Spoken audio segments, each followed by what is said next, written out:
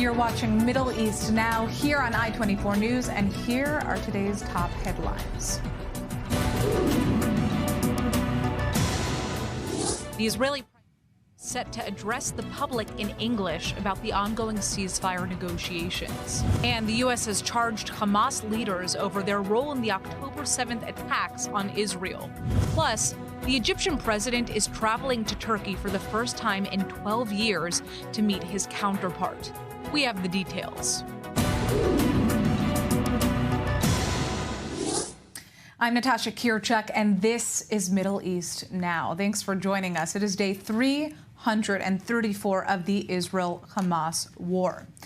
Well, frustration and anger have erupted throughout Israel following Hamas's killing of 6 Israeli hostages in Gaza at the end of last week. And in response, demonstrations have broken out across the country calling for a ceasefire for hostages deal now.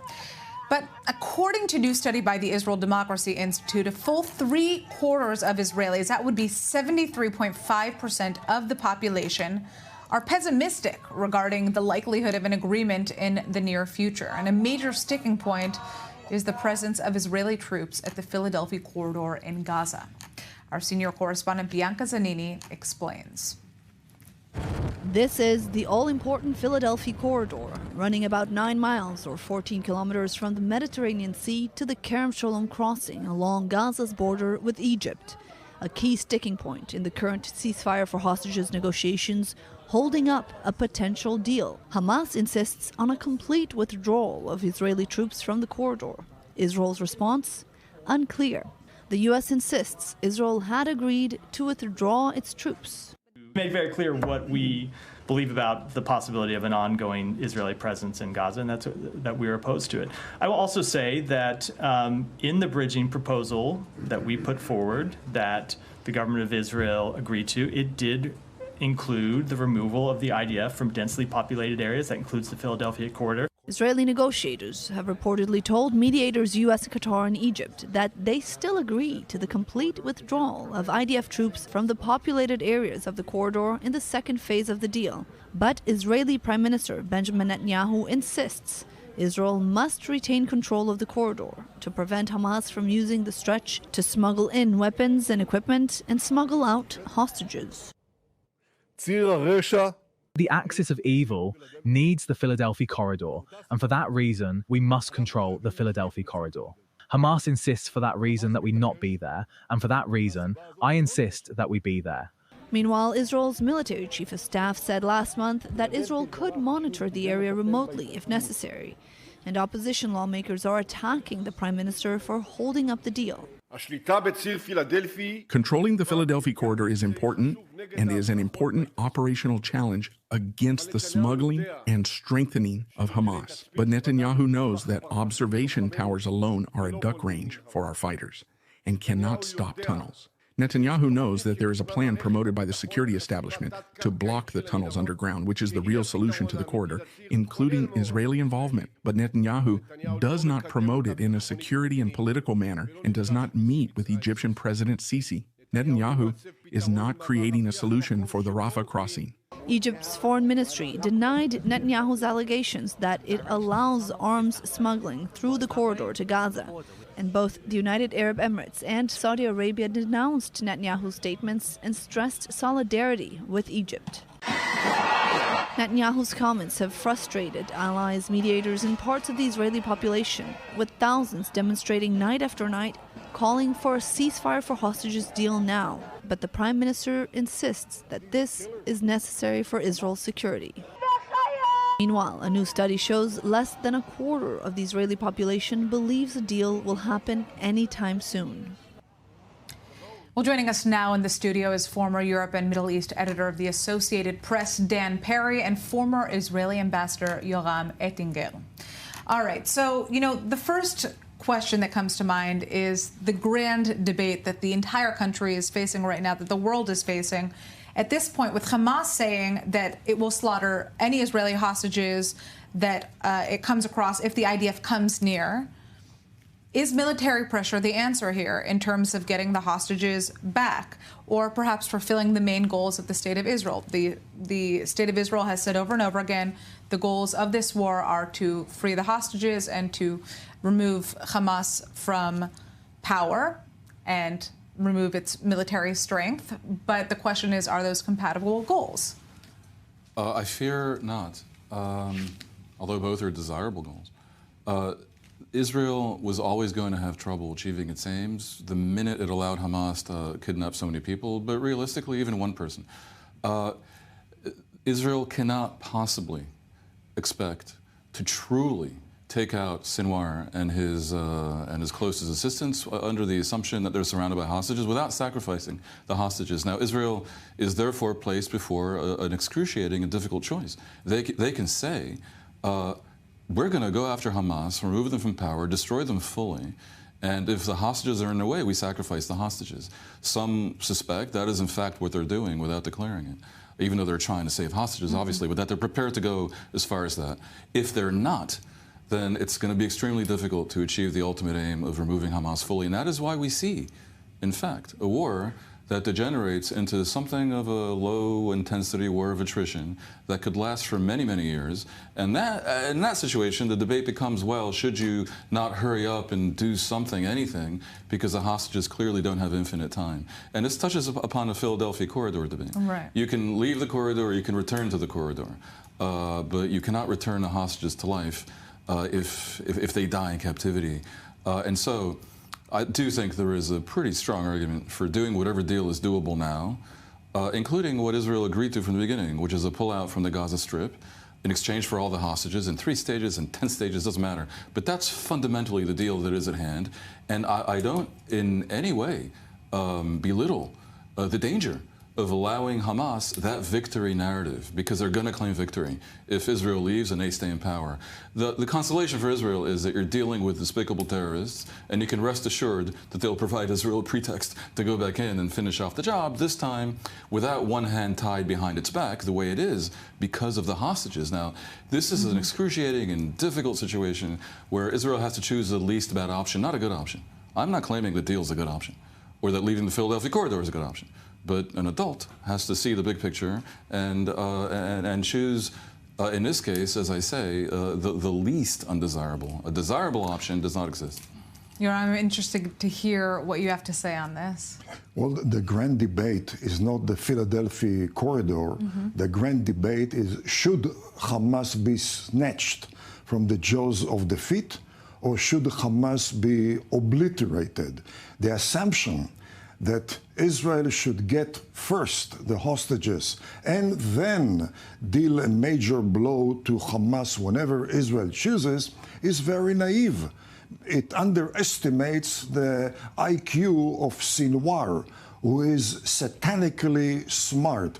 There is no way that Sinwar would agree to any deal without a very, very firm public American guarantees which would tie the hands of Israel for years to come. Namely, if Israel dares attack Sinwar, the U.S. commit itself to punish Israel in many, many ways, economically and militarily. This is going to be part of the deal if we want to make any deal with Sinwar, which by definition is a very, very self-destructive idea, because today to pursue an agreement with Sinwar means that the U.S., first and foremost, and then Israel are committed to repeat rather than avoid past mistakes. We signed multitude of agreements with Hamas since it took over control of Gaza in 2007. And every single agreement bolstered Hamas capabilities, ushering the way to October 7. October 7 would not happen if Israel would not be tempted into signing a deal with whom? With an organization which is navigated, is driven by a vision to annihilate Israel. So, I mean, but what you're essentially saying here then is that the hostages, the now 101 hostages that remain in Hamas captivity, are essentially going to become martyrs for the cause, which is to continue this war, understanding, you know, what you're saying, that Hamas is not going to be willing to agree to any deal that would be favorable for the security of the state of Israel. I did not say that. What I'm saying is that to avoid thousands and thousands of Israeli casualties in the future, in the near term, we must not appease Hamas. We must not make any gesture to Hamas, because we are in the Middle East. And in the Middle East, a party which makes gestures reflect weakness. Yeah. And weakness whets the appetite of terrorists.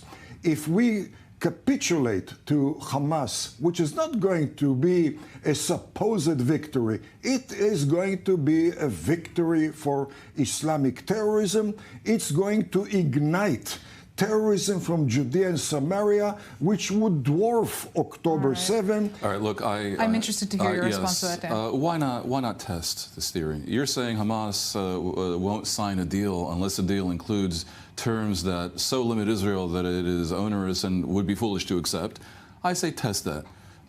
What is on the table, in fact, is something that also may be appeasement, but isn't quite that, which is, as I said before, Israel sufficing with the degree of degradation it's imposed on Hamas, which is considerable but not total, and leaving the Strip. Now, that is not how I would have wanted the war to go, right? But it is an inevitable consequence of the strategies it's pursued in this war.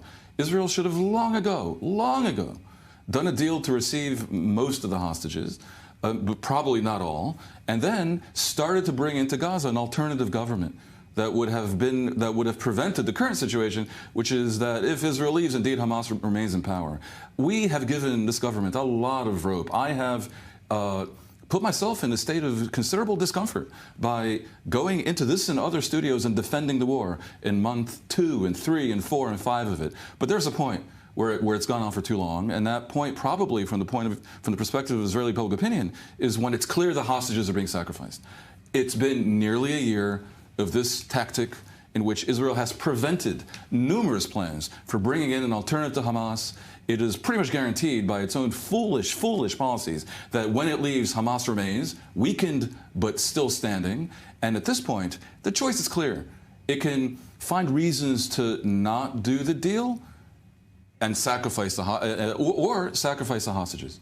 It can do a deal or find reasons not to and sacrifice the hostages. Now, I do agree with Yoram that it is not about the Philadelphia corridor. The Philadelphia corridor is the latest Netanyahu spin. It really is about something else, which is implied by a pullout from the Philadelphia corridor. Does Israel pull out of Gaza or not? The Philadelphia corridor is part of Gaza, and Israel probably has a clear choice to make, where the moral choice is to do a deal now and then live to fight another day. I repeat, Hamas cannot be defeated, even though it's desirable, not totally, while they have hostages. And therefore, if Israel wants to defeat them totally, which is what you want, and also, frankly, what almost everyone watching probably wants, then that involves a sacrifice of the hostages. Now, Israeli public opinion right now doesn't want that, including about half of the right wing. Now, you know, speaking of the Philadelphia corridor, this has become the sticking point right now in recent discussions. We're going to hear Netanyahu speak again tonight on the issue. We know, obviously, that Hamas has been smuggling for decades arms through underground tunnels under the Rafah crossing within this territory through Egypt. The question is, why was this not more of a priority until now? Well, the fact that a critical mistake was committed in the past does not mean that we should not rectify it in the present. I guess the question is, I mean, Israel was aware that this was happening, correct? Well, wasn't Israel aware that the PLO is driven by an ideology to annihilate Israel? So how come Israel concluded a reckless, suicidal deal with the PLO in Oslo in 1993? Didn't Israel know that evacuating the Gaza Strip would transform the whole of Israel into a target for Islamic terrorist missiles coming out of Gaza, it was clear. The writing was on the wall. How come we did not see that? The same thing applies to the current war. The question is, do we stick by alternate reality or by Middle East reality? In the Middle East, we have received umpteen lessons that when you feed terror organizations, they always bite you. The Americans learned it when they supported Ayatollah Khomeini stabbing the back of the pro-American Shah of Iran. And the first thing Ayatollah Khomeini did was seizing the American embassy, holding 50 Americans hostages for 444 days. The Americans were the cause for the success of the Mujahideen to expel the Soviets from Afghanistan. And what did the Mujahideen do? Partook in September 11 and series of other anti-American terrorism. And Israel learned it when it enabled its arch enemy, the PLO, to come from faraway Tunisia, Yemen, and Sudan. And what did the PLO do? Unprecedented wave of terrorism. All right. Dan, quick response to this. Very quick, one sentence, because we have to move on to our perhaps correspondent. We should wait, because there's just so many things. But basically, Israel did a deal with the PLO to salvage itself demographically. Because if Israel didn't do a deal on the West Bank and Gaza to partition from them, then there would already be more non-Jews and Jews in Israel. And that was a fundamental reason. The comparison of the PLO in its current state, Fatah and the PA, to Hamas is current government spin aimed to delegitimize all Palestinians. The Palestinian Authority collaborates with Israel in the West Bank, prevents terrorism. Almost all the security establishment of Israel would repeat that deal. It is by no means analogous to the support for the Mujahideen or even for Ayatollah Khomeini, which was not quite so simple because the Americans didn't exactly support Khomeini. But beyond that, the Philadelphia corridor is certainly a nice to have, undoubtedly, because it is Egypt-Gaza border, and the Hamas really did smuggle in arms, but the arms went through tunnels that began in Egypt and ended far beyond the Philadelphia corridor. Right, and the question is whether that military soldiers presence... in the corridor, which is less than a mile wide, will be sitting ducks. The army doesn't want them to be there. That is the actual reason why they preferred other ways of preventing smuggling. That is why the Philadelphia corridor was not mentioned as a goal of the war, was not gone after for the first 7 months of the war, was not mentioned in Israel's own ceasefire proposal for May, and didn't even come up as a critical thing for the future of the Jewish nation until Netanyahu needed an excuse to Okay, we're going to come back and we're going to continue this conversation. We are going to turn now to our correspondent, Emily Francis.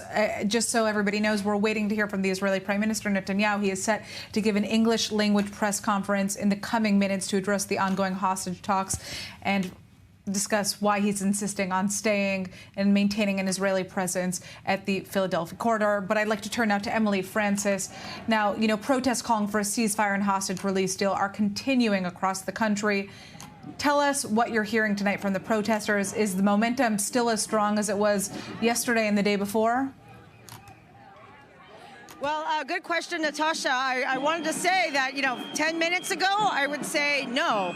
Literally in the past 5 minutes, this has become a groundswell of people. Like only the first half of the street was, the boulevard was closed off, and now since they've closed it off to all traffic. So clearly, people are still coming here to issue their protest, but it's not just here. Tonight is somewhat different because there are protesters going to all of the homes throughout the country of the ministers, of members of the Knesset, as well as a symbolic protest, so to speak. But again, tonight it's continuing, as you can see behind me, so there really is no stopping to these demonstrations until further notice. I mean, the question is, have these protests been effective in influencing the government in any way so far?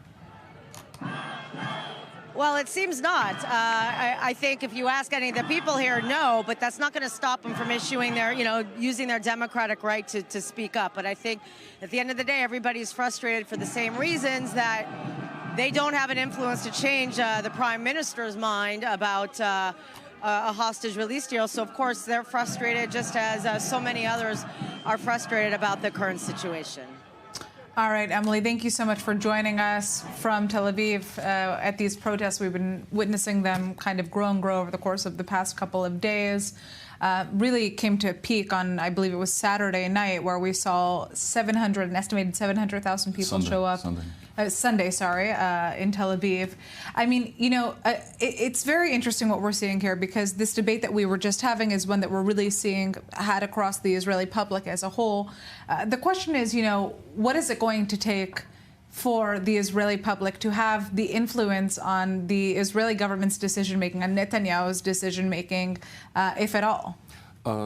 Basically, Netanyahu has, because of a series of tripwires that occurred in November 2022 that all fell in his favor, 64 out of 120 Knesset seats.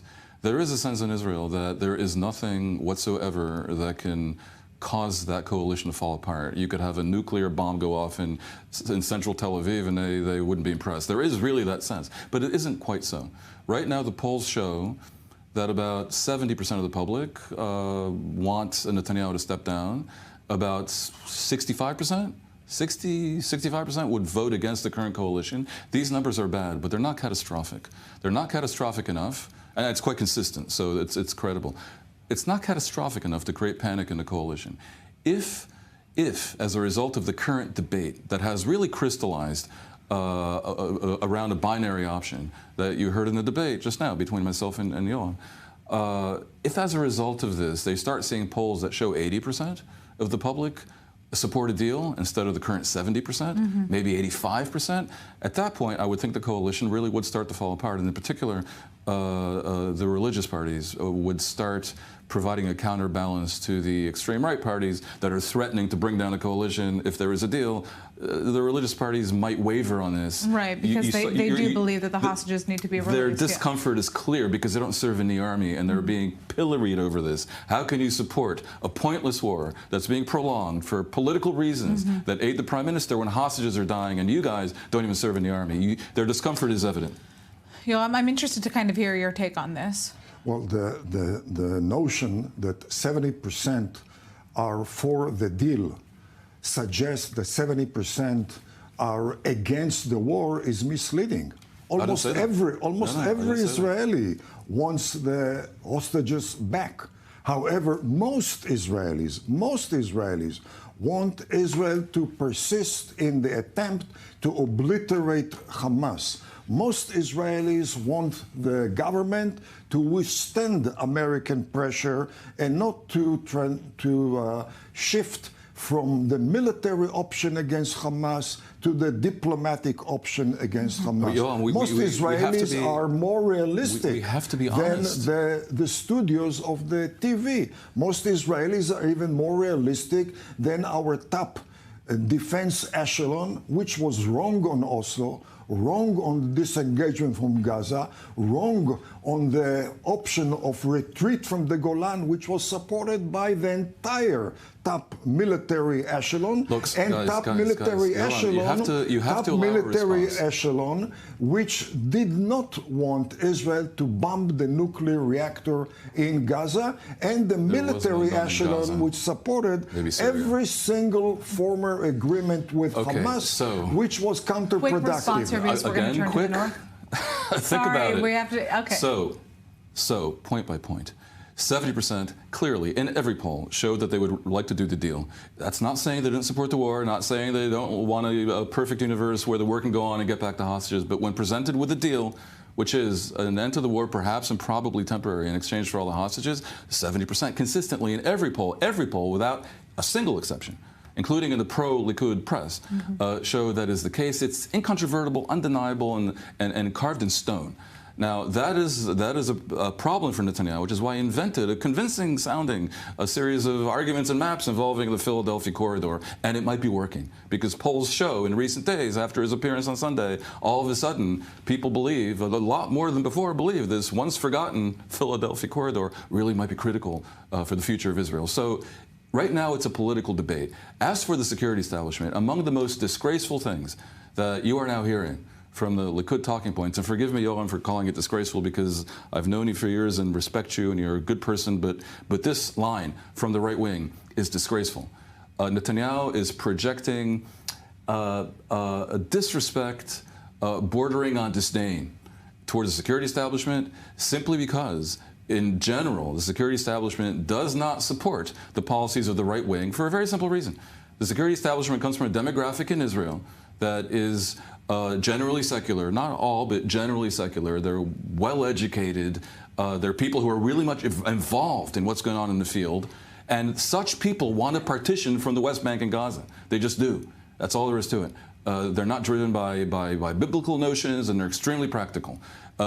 As a result of this, Netanyahu is trying to delegitimize the point of view of the experts on this matter, and this is part and parcel of a global campaign by the populist right to disdain expertise. Now, the people of Israel have, by and large, over the years, been willing to sacrifice a lot because they believe that their institutions have value. They believe that the experts in the security domain can be trusted. And when Netanyahu comes on TV, and we'll see if he says this again today in English, when he goes on TV and basically says the head of the Mossad, the head of the Shin Bet, the head of the army, and my own defense minister, all of whom are with the 70% who want this deal, when he says, what do they know because they supported this in the past and not in the past, and some of it is nonsensical, because they would support, and rightly support, the Oslo deal again. This is devastating to the cohesion in Israel that has enabled the survival of the country. To think they're doing this for political benefit would be shocking, except it's not. All right, we are turning to the north of Israel now. We will continue this discussion after we hear Netanyahu speak shortly. It has been a fiery day in northern Israel. The IDF says that it has intercepted at least 65 rockets since this morning. Several of those rockets have impacted the northern city of Kiryat Shmona, causing damage to at least one home. And Hezbollah has taken responsibility. Well, joining us now from the north of Israel is our correspondent, Robert Swift. Rob, what is the latest?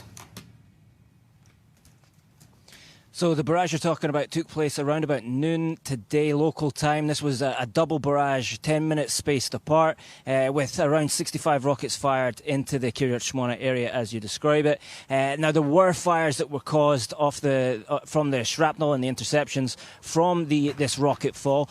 As we made our way into Kiryat Shmona a little bit earlier today, we saw that most of those fires had been wrapped up. The Israeli firefighting crews seem to have done their job there. But nonetheless, this is yet another day in Kiryat Shmona marked by rocket attacks from across the border. And just to put this into the broader context, this was the largest attack across the borders today, but there was 4 other separate incidents where attacks were made from Lebanese territory onto Israeli territory. Now, we have seen a heavier day of rocket fire compared to yesterday. Are we seeing an escalation here of sorts? I would hazard a guess that no, that's not the case. From the way that people here, residents in Kiryat Shmona, are behaving, it does seem that this is just another day as usual. There are sporadic incidents of escalation that you refer to. This is, in fact, the biggest attack that's taken place in about the last 10 days since there was an escalation between the IDF and Hezbollah back last month. The incidents today, they don't necessarily appear to be an escalation itself. Usually we see escalations from Hezbollah following targeted killings by the IDF against Hezbollah or other organizations inside Lebanon. There have been IDF attacks in Lebanese territory today, but at the minute this just seems to be one of those ticks that go up occasionally. Now, speaking to some of the residents here, we've been told just today that the attacks do feel like they're getting stronger in recent days, in recent weeks, and that's causing some of the residents, some people that have been living here through these attacks for the last 10 months, some of them have decided enough is enough, and they've made their way to other locations inside the country, possibly just due to incidents like we've seen today. Not an escalation in and of itself, but certainly a large attack across the border. Right. All right, Robert Swift joining us from the north of Israel. Thank you for that update. We'll have you back with us later in studio. We're turning now to the United States, where there's major news. The U.S. Justice Department has announced criminal charges against Hamas leader Yahya Sinwar and other senior leaders in the terror group over their connection with the October 7th rampage in Israel. Now, this marks the first effort by American law enforcement to formally call out the masterminds of the attack, and they claim that it will not be the last. The move comes as the Biden administration continues its efforts to reach a ceasefire deal in Gaza, and as the UN Security Council warns that its patience is running out. Our Middle East correspondent Ariel Osran has more.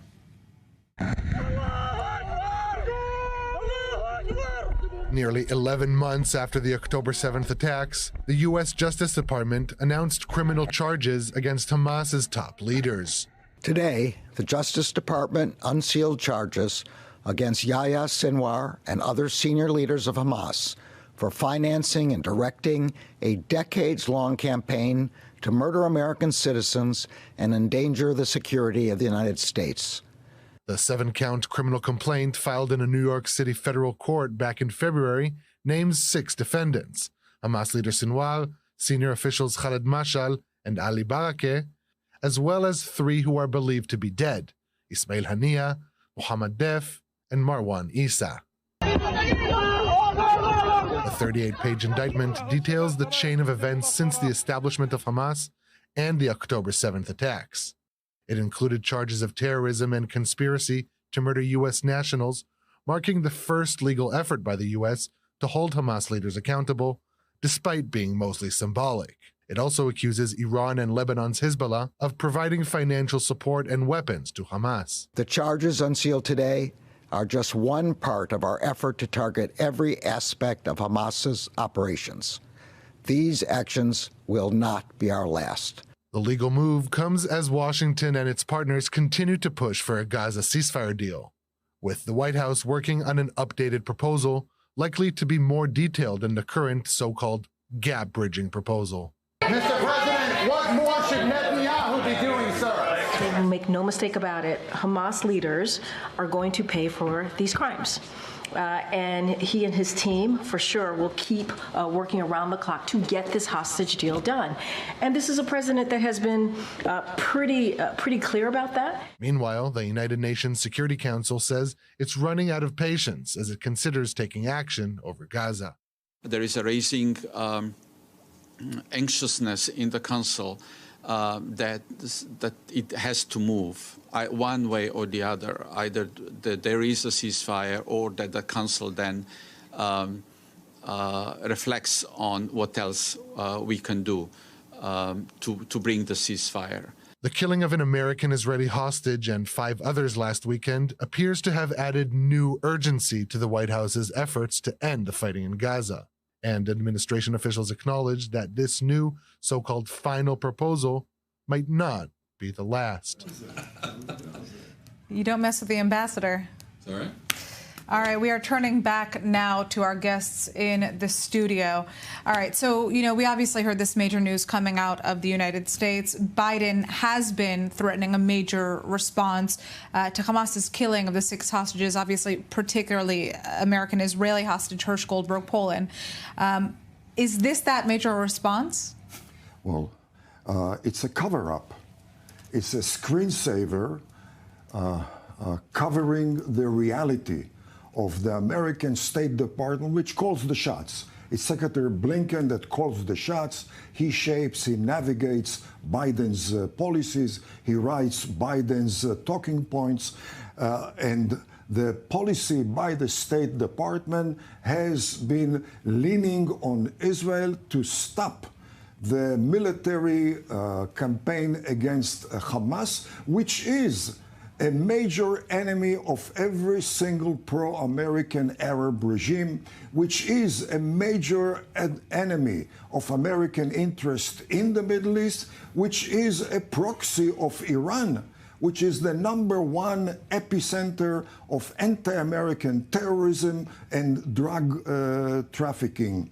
In fact, it's a cover-up because while it sounds pretty good to put Sinwar on this bad list, what about the cause of the October 7, which is education? Since 1993, the Arabs in Gaza and the Arabs in Judea Samaria have enrolled in hate education, which was established by Mahmoud Abbas, who compensate families of terrorists with monthly allowances, who idolizes terrorists in public events, who idolizes terrorists with public monuments, and in fact, those who committed the October 7 horrific terrorism followed, in fact, the school curriculum, which was established by Mahmoud Abbas. I mean, my question is, what does this practically mean for Hamas? It's not like the terror group would be seeking refuge in the United States anyhow. The question is, of course, what that means for the allies Yeah, it means very little. I'm going to resist temptation to get into another debate about whether Mahmoud Abbas glorifies terrorism. I'll just note that the PA has kept the peace in the West Bank since the Second Intifada, and most of Israel's security establishment would rue the day if that government collapses, Mahmoud Abbas's government. So yes, they're imperfect, and there's a lot of things wrong, and their school curriculum is an outrage, but it has nothing to do with October 7th. Now, to Hamas, I have a chance here to agree with Yoram. This is window dressing. I cannot imagine why they waited 11 months to do this when Hamas attacked and murdered American citizens on October 7th. I disagree that this is some kind of cover-up and a conspiracy because the U.S. somehow likes Hamas or this administration. That is not true. But what it is, in my view, is weakness. And just as we see the authoritarian right across the world, in my view, guilty of tremendous foolishness, so the liberal left in almost every country is guilty of tremendous weakness, and that is why the U.S. puts up with the outrage of Iran. The Riot Act should have been read to them many years ago. There should have been a very big stick. That is why the U.S. doesn't lay down the law with Qatar, which continues to defend and to fund Hamas and has been the major reason for their strengthening. That's why the U.S. puts up with Egypt looking the other way when arms are smuggled into Gaza. Well, speaking of Egypt, we're going to actually now turn to this next story. Egyptian President Abdel Fattah el-Sisi is making his first official visit to Turkey since assuming power over a decade ago, after the two regional powers ended years of tensions. And this is a landmark visit. The two leaders are set to discuss bilateral relations and escalating tensions in the Middle East. And as can be guessed, the conflict in Gaza is expected to take center stage. Here's what you need to know. After more than a decade of hostility between Turkey and Egypt, ties appear to be on an upward trajectory. Egyptian President Abdel Fattah el-Sisi is meeting with his Turkish counterpart, Tayyip Erdogan, in Ankara on Wednesday, in his first visit to Turkey in 12 years. The two met back in February, as Erdogan marks his first trip to Egypt since 2012, marking a major step in rebuilding ties that were severely strained for a decade. I discussed with President Erdogan ways to liaise and work together to contribute in thwarting regional crises by dealing with the humanitarian crisis that our brothers in Gaza are facing in an unprecedented catastrophe that has been going on for almost a year. It is important to highlight the unity in Egypt and Turkey's position regarding the demand for an immediate ceasefire and our refusal of the current Israeli escalation in the West Bank. Relations between Ankara and Cairo broke down in 2013 after Egypt's then army chief Sisi led the military coup that overthrew the Muslim Brotherhood's government, led by the late Mohamed Morsi, an ally of Turkey. But following his re-election in July, the Turkish president tried to repair the frayed ties. The reconciliation actually began with a dramatic handshake at the FIFA World Cup in Qatar in 2022, and in November, Erdogan and Sisi met on the sidelines of the G20 summit in India. In Ankara, The two have signed a series of agreements to boost military, economic, and energy cooperation, as once frozen relations between the regional rivals continue to thaw. Well, joining us now is Turkey-based journalist Ayla Jean Yakli. What can we expect out of this meeting between Turkey and Egypt, and what does it say about Israel's relationship more specifically with Egypt? Is it totally falling apart here? Well, in terms of the relationship between Turkey and Egypt, we can see that these two leaders are keen to put aside years of acrimony and focus on what they do agree upon, which primarily is the conflict in Gaza, and both have vowed to work towards a ceasefire and are expressed today during their joint press conference a hope for the cessation of violence in the West Bank. And they also, I think, see an opportunity for the two sides to work more closely together to expand trade. They now have a target of $15 billion in annual trade. That's a 50% increase. All right, Ayla, unfortunately, I'm going to have to cut you off right now because the Israeli Prime Minister is set to speak. He's about to deliver an English language press conference to the public. Let's hear what he has to say. Israel is experiencing days of horror, sorrow, and rage.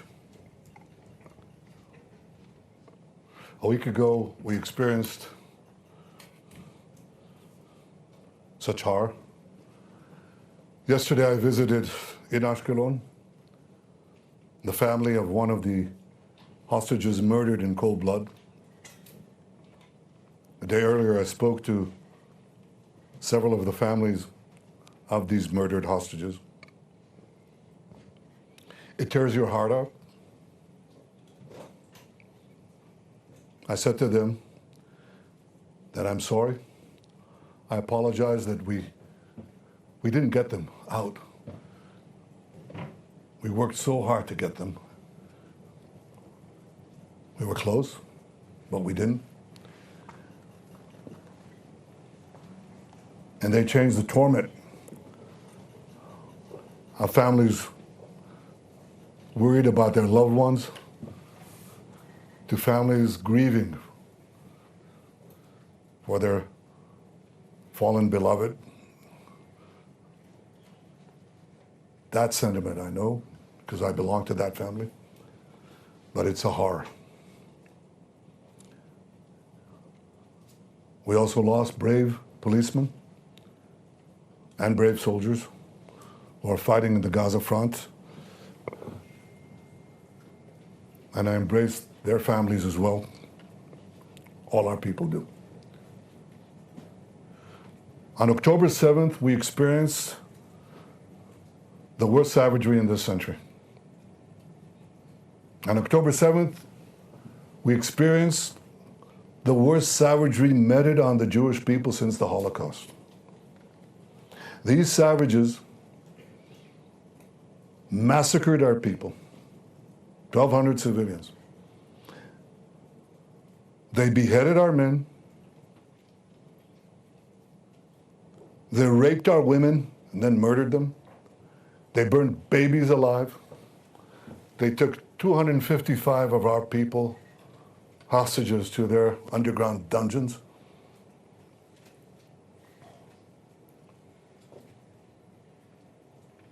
That's a horror that the world saw and responded to initially. It's important that we remember it. But we were given a reminder, a terrible reminder. Last week, when these savages murdered 6 of our hostages in cold blood, they riddled them with bullets, then they shot each of them in the head, some of them several times. And these are the savages, these are the terrorists that Iran implanted next to our border, as elsewhere. And we're committed to defeating them, to extirpating this evil from our midst. I want to talk to you today about some of the things that we must do to achieve that goal, including the questions of the Philadelphia corridor. But before I do that, I want to give your readers and viewers some context, because often you see maps of Israel, you think it's a Goliath. Well, I'd like to give you first an overview of where Israel is. This is the Middle East, and this is the entire Arab world, and this is Israel. It's one of the world's tiniest countries. I give it the thumb test. This is a big one, so you need a bigger thumb. But it's a tiny country. It's one of the tiniest countries on the planet. It's, I think, 1/10 of 1% of the territory of the Arab world. Maybe I'm wrong. Maybe it's 2/10 of 1%. It goes from the river is right here, that's the Jordan River, to the sea, the Mediterranean Sea. So when Hamas is talking about liberating Palestine from the river to the sea, basically what they're saying is destroy Israel. And the entire width of this is probably around the width of the Washington Beltway. It's all together, it's its widest point, about 50 miles, right here. Tiny. And here's Gaza there. This is the red thing that you see here. That's Gaza. Now I want to zoom in. When I zoom in, remember how tiny this is. Remember the distances here. Now take a look. Here it is enlarged. This is Israel. This is the Mediterranean Sea. The Jordan River is right here. This is Egypt and the Sinai Desert. Now look at Gaza. Where is Gaza? Gaza is implanted in this tiny country, 30 miles from Tel Aviv, 40 miles from our capital, Jerusalem, 30 miles from Beersheba. These are three of Israel's largest cities. Gaza is within spitting distance to them. Israel, up to the disengagement agreement of 2005, Israel controlled this border under an agreement with Egypt after the Camp David peace accords. We controlled this part, which is called the Philadelphia corridor. I'll talk about that in a minute. Right down to Eilat in the Red Sea. This was our border. And while there was, I would say, a minimal amount of terrorism, we didn't really face a big problem. Let's zoom in on that a bit more. Here's Gaza Strip enlarged. Again, this is the situation in Gaza before the disengagement of 2005. And the Gaza Strip is firmly under Israeli control. We control the maritime border. You can't smuggle in weapons. They tried, but we stopped it. You control the land border, and you control this border between the Sinai Desert, Egypt, and Gaza, the Gaza Strip. It's controlled. This is the Philadelphia corridor. This is the Rafah crossing, controlled by the IDF. Now look at the distances from Gaza. It's 4 miles to another city in Israel called Ashkelon, where I visited that bereaved family yesterday. It's a population of 170,000 people. They're 4 miles away. But some of our communities, like Kibbutz Be'eri, which was one of the hardest hit, is 1 mile away from Gaza. Kfar Aza is less than 1 mile away. It's literally walking distance, okay? And so as long as we control this, these communities, sometimes they were harassed by this rocket or that rocket, but it was marginal. We controlled the security situation. But something happened in 2005. Israel unilaterally disengaged from Gaza. It just went out. It took out everything. It took out the army. It stripped, uprooted communities, took out 10,000 people. The army left the Philadelphia corridor. Here's what happened. This is Gaza after the disengagement. And Hamas now has a weapon smuggling operation nurtured by Iran, financed by Iran, supplied by Iran, delivered by Iran. And here's what happened. That Philadelphia corridor became completely porous. The other borders controlled by us. But once this was perforated, even though the policy of Egypt was to prevent it, it didn't necessarily work. It didn't succeed. And this border, once we left our side of the Philadelphia corridor, rockets went in, missiles went in, drones went in, ammo went in, Weapons manufacturing equipment came in. Tunnel drilling equipment came in. Once we got out, once we left the Philadelphia corridor, Iran could carry out its plan to turn Gaza into a base, a terrorist enclave that would endanger not only the communities around it, but would endanger Tel Aviv, Jerusalem, Beersheba, the entire country of Israel. It became a huge terrorist base because we left that corridor. So we vowed, or I would say all this, you have to understand that the centrality of the Philadelphia corridor to the arming of Gaza, to the arming of Hamas, and this all led to the October 7th massacre, which Hamas has vowed, proudly vowed, to do again and again and again. We vowed that they won't be able to do it. So we set, as far as Gaza is concerned, 3 war goals. The first war goal was to destroy Hamas's military and governing capabilities. The second was to free our hostages. And the third was to ensure that Gaza never again poses a threat to Israel. And all 3 of those goals, all 3 of them, go through Israel's control of the Philadelphia corridor. And it's obvious why. You want to destroy Hamas's military and governing capabilities, you can't let Hamas rearm. It's obvious. So you have to control the corridor. You can't let them have, by the way, it's not only to prevent them from terrorizing us, attacking us, it's also to prevent Hamas or any other terrorist organization from terrorizing the people of Gaza. Gaza cannot have a future if Gaza remains porous and you can enable rearmament of terrorists through the Philadelphia corridor. The second thing is to release the hostages.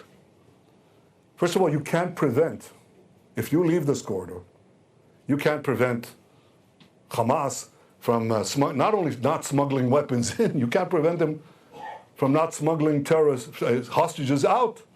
It's walking distance, nothing. They can easily smuggle hostages out here to the Sinai Desert in Egypt. They disappear. It's crossing distance. The distance is nothing. It's meters away. They cross the barrier above ground. They don't even have to go underground. They disappear in the Sinai, and then they end up in Iran or in Yemen. They're gone forever. And you need something to squeeze them, to prevent them, to put pressure on them to release the remaining hostages. So if you want to release the hostages, you've got to control the Philadelphia corridor. And the third goal of ensuring that we prevent Gaza from being again a threat to Israel, it's clear Gaza must be demilitarized. And it can only be demilitarized if the Philadelphia corridor remains under firm control and is not a supply line for armaments and for terror equipment. I think that's clear to most Israelis, to all Israelis. But a question has arisen. That may be the case. But why don't you leave Gaza for 42 days? You could come back. Well, aside from what I said, that they could smuggle the terrorists out, wait a minute. Come back. I want to show you what they've got under Gaza. I didn't show you that. So I want to show you that. This is what they have under the Philadelphia corridor. Just so you understand the supply lines we're talking about. This is one of the tunnels there. Look at the engineering. Look at the investment here. Look at what they've got. We've got dozens of such tunnels underneath the Philadelphia corridor. To give you an impression of the size of these things, this is a soldier. This is a tunnel. You could drive a truck through this. Yeah, indeed, you could. Here's a truck. Or it's a Humvee. This is a huge, huge problem. Now you're just going to walk away. It's obvious we have to control it, right? I think once you see this, you understand that. But then the next question is, okay, you leave and you come back. That's what they tell us, okay? We'll have complete international legitimacy to come back. Sorry, we've gone down that route. We're down that route when we left Lebanon, and people said, you can leave Lebanon and you can come back. The first time they fire a rocket, you can come back. The world will support you. It didn't. And we've been out of Lebanon for 24 years. They said the same thing when we left Gaza in the disengagement. They said, you can leave. And the first rocket, I remember Sharon, Prime Minister Sharon said this to me. First rocket, above ground or below ground. We'll be able to go back in. It's been 20 years, we haven't gone back in.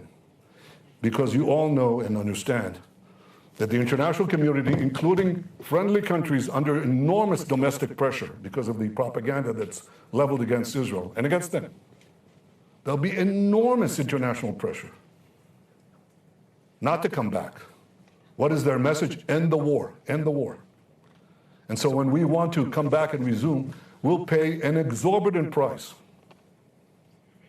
in many fields, including in the lives of our men. To come back, it's not just a military question. It's a military, political, strategic question. And we make that decision. We're not going to leave. 42 days, we're there. I don't want to leave in order to come back in when I know that we didn't come back in, and it's not going to take another 24 years to come back in, and God knows what price we'll have, how many more massacres, how many more kidnappings, how many more hostages, how many more rapes. It's not going to happen. So people said, yeah, but if you stay, this will kill the deal. And I say, such a deal will kill us. And there won't be a deal that way. This is a false narrative. I'm willing to make a deal. I made one already. One that brought back 150 hostages, 117 alive. And I'm committed to return the remaining 101. I'll do everything I can to get them in. But leaving Philadelphia does not advance the release of the hostages, because the deal cannot be advanced. They'll give you a minor part, if they give anything. Keep the rest. Go and argue. You know when they started giving us hostages? When we went into Philadelphia, when we went into Rafah, when we controlled the Rafah crossing. That's when they felt the pressure. As long as they didn't feel the pressure, they wouldn't do it. The first batch, the first deal that we got was a result of our invasion, the military pressure we put in. They gave us the hostages. After that, they thought, well, you know, we'll have the international pressure turn on Israel, so we won't have to make any concessions. But after Rafah, their tune changed. And they began to change. If we leave Rafah, if we leave the Philadelphia corridor, there won't be any pressure. We won't get the hostages. I said I'm willing to make a deal. The real obstacle to making a deal is not Israel. And it's not me. It's Hamas. It's Sinwar. On April 27th, I put forward a proposal by Israel, which Secretary Blinken called extremely generous. On May 31st, having met Blinken again, I said we agreed to the US-backed proposal, and Hamas refused. On August 16th, the US brought forth what they call the final bridging proposal. Again, we accepted, Hamas refused. On August 19th, Secretary Blinken said, Israel accepted the US proposal, now Hamas has to do the same. On August 28th, that's a week ago, the deputy CIA director said, Israel showed seriousness in the negotiations, now Hamas must make the deal. This was last week. So I ask you, what has changed? What has changed in this week? What's changed is that they murdered 6 of our hostages in cold blood. Now the world will seriously demand that Israel make concessions after this massacre? What message does this send to Hamas? I'll tell you what the message is. Murder more hostages, you'll get more concessions. That's not only illogical, it's not only immoral, it's downright insane. So it's not going to happen. We have red lines. Before the murder, they haven't changed. We'll hold to them. But we also have had flexibility. And I'll tell you one thing, Hamas will pay for this. That you can be assured. We'll make sure that we extract them, that price from them. But we are firm on our red lines, including the Philadelphia corridor, for the reasons I described here. I'm flexible where I can be. I'm firm when I have to be. I think there is the possibility of getting this deal if we stick to this strategy. I said before,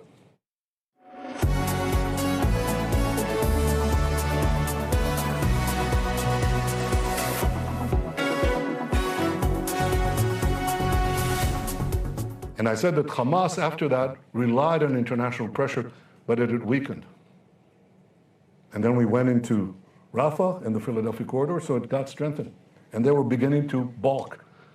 A condition that they said they'd never accept, a red line, is that we must commit to getting out of Gaza and enabling Hamas basically to take over Gaza again. End the war, get out, let them retake Gaza. That's obviously something we couldn't do. They said there'll never be a deal. Well, they started caving in there after we took the Philadelphia corridor. And then they started backing off. You know why they waited? Why they started backing off? Because they waited for Iran to start a general war with Israel. That didn't happen. So then they waited for Hezbollah to start a general war with Israel. That didn't happen either. So now they resort to the final tactic. They're going to sow discord and create international pressure, again using the hostages, even after the murder. And this is something that's not new because they started this a year ago. You should see this. I mean, this is their tactic.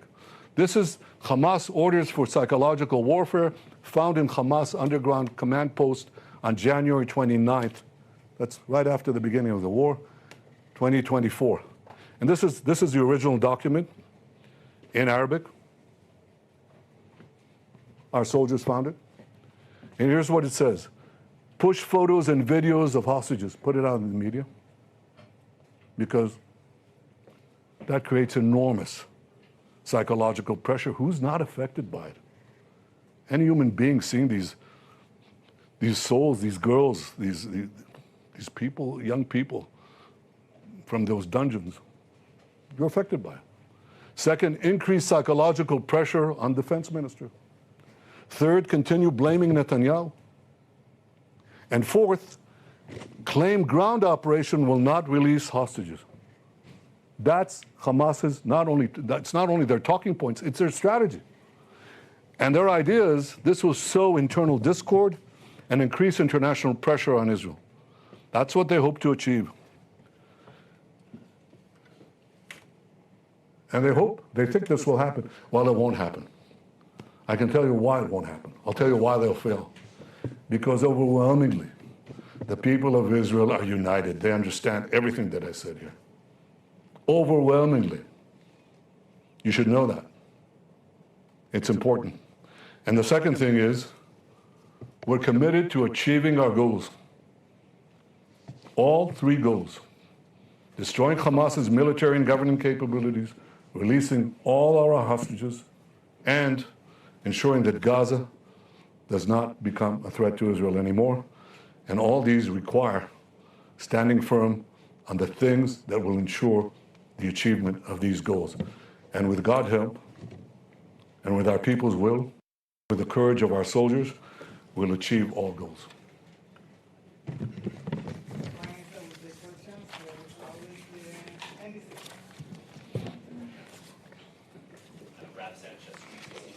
Prime Minister. Welcome to the Rundown on I-24 News. I'm Khaled Ben-David, and we just heard Prime Minister Benjamin Netanyahu speak primarily about the Philadelphia corridor. That's the narrow strip of land in southernmost Gaza that borders Egypt, and it's become the centerpiece of an intensifying battle, not a military battle in this case, because the IDF is now in firm control of the area, but a conflict between Prime Minister Benjamin Netanyahu, who insists that it must remain in Israel's hands to prevent arms being smuggled to Hamas, and those who say it can be relinquished for the sake of a new hostage deal. It's also the subject of dispute between the Biden administration and Netanyahu government. Washington saying Israel agreed to withdraw from the corridor in an earlier version of the hostage proposal now under consideration.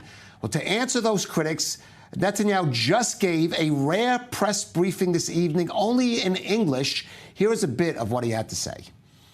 Once we left our side of the Philadelphia corridor, rockets went in, missiles went in, drones went in, ammo went in, weapons manufacturing equipment came in, tunnel drilling equipment came in. Once we got out, once we left the Philadelphia corridor, Iran could carry out its plan to turn Gaza into a base, a terrorist enclave that would endanger not only the communities around it, but would endanger Tel Aviv, Jerusalem, Beersheba, the entire country of Israel. It became a huge terrorist base because we left that corridor. So we vowed, or I would say all this, you have to understand that the centrality of the Philadelphia corridor to the arming of Gaza, to the arming of Hamas, and this all led to the October 7th massacre, which Hamas has vowed, proudly vowed, to do again and again and again. Well, that's Prime Minister Netanyahu's position, which he also gave in a Hebrew briefing the other day. But as we said, his stance on the Philadelphia corridor and hostage talks is drawing fire from critics inside Israel, across the region, and in the White House. Our senior correspondent Bianca Zanini explains. This is the all-important Philadelphia corridor, running about 9 miles or 14 kilometers from the Mediterranean Sea to the Kerem Shalom crossing along Gaza's border with Egypt. A key sticking point in the current ceasefire for hostages negotiations, holding up a potential deal. Hamas insists on a complete withdrawal of Israeli troops from the corridor. Israel's response? Unclear. The U.S. insists Israel had agreed to withdraw its troops. We made very clear what we believe about the possibility of an ongoing Israeli presence in Gaza, and that we are opposed to it.